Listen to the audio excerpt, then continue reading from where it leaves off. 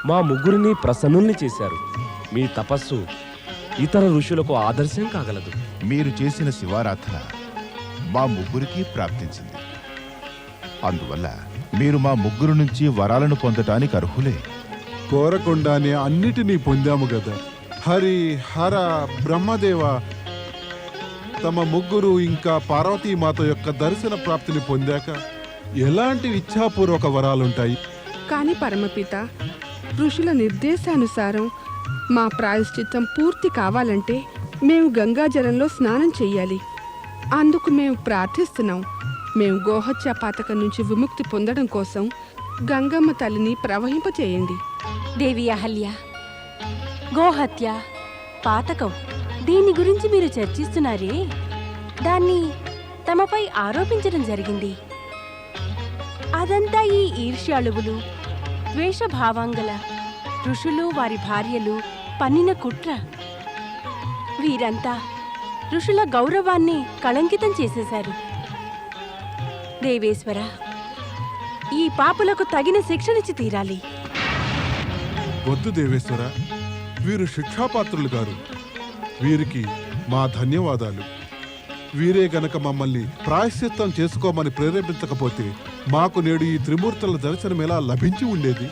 వీరి కృప యొక్క ఫలితంగానే కదా మాకు తమరి కృప దర్శనము లభించాయి. వీరిని క్షమించండి పరమేశ, క్షమించండి.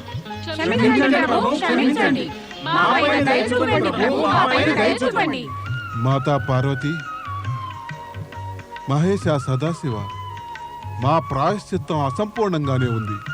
ఎందుకంటే ఇక్కడ గంగ ప్రవహించటం లేదు. ఋషుల ప్రేరు ప్రతిష్టల కోసం గంగా నది పవిత్ర జలాల స్పర్శతోనే మాకు పూర్ణశుద్ధి కలుగుతుంది. అందువల్ల జనహితానికై గంగమ్మ తల్లి రావాలి ప్రభు. తమరు మహాత్ములే గౌతమ మహర్షి. సహనశీల్యానికి, క్షమాగుణ ధర్మానికి ప్రతిబింబం వంటివారు. వైరులై శత్రుభావనను కలిగిన వారి పట్ల ఎవరైనా హింస చేయబూనుతారు.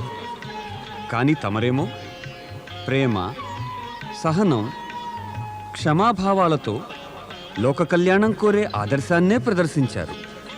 ప్రపంచానికి అదొక ఆదర్శమే కాగలదు. అదంతా తమరి కృపా ఫలితమే పరమేశ. గంగా ప్రత్యక్షమవు.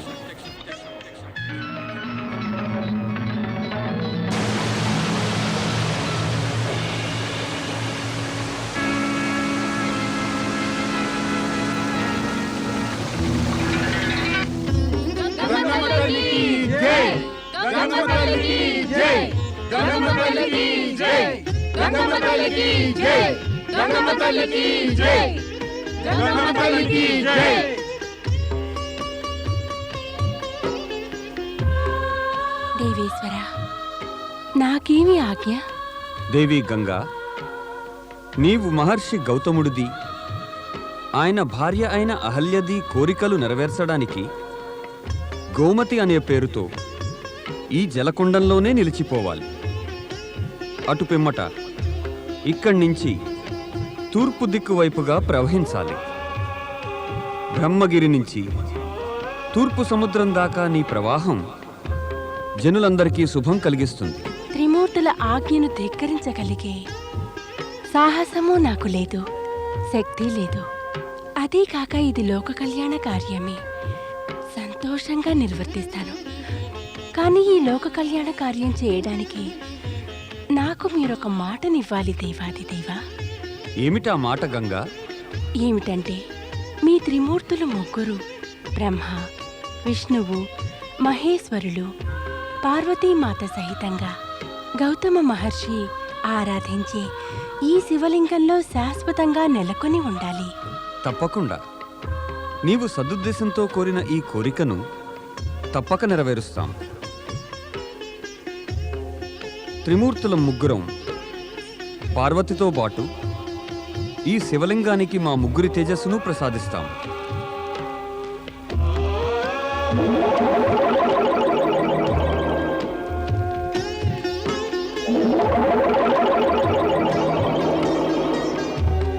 పరమ పవిత్రమైన ఈ జ్యోతిర్లింగం త్రయంబకేశ్వర జ్యోతిర్లింగం అనే పేరుతో ప్రసిద్ధమవుతుంది. వైవస్వత మన్వంతరపు 28వ కలియుగం దాకా జనులందరి కోరికలను తీరుస్తూ ఉంటుంది.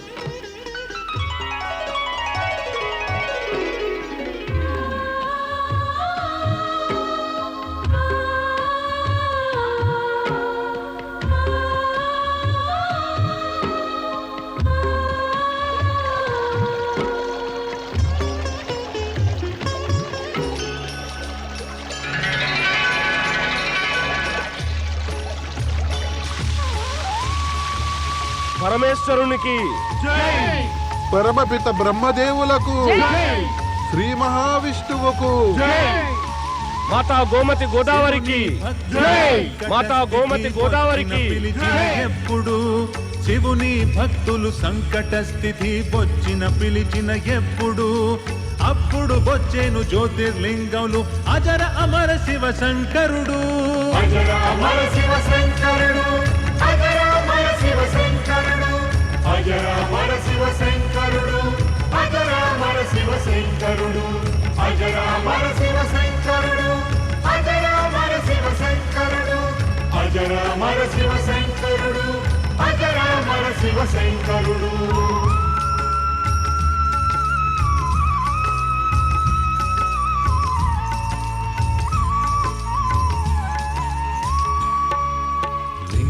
చేసి గౌతమ మహర్షి శివ పూజ చేయసాగాడు.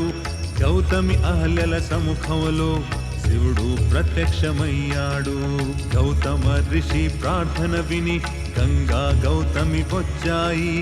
అక్కడి గంగా గౌతమి ఆపై గోదావరి నది అయ్యాయి.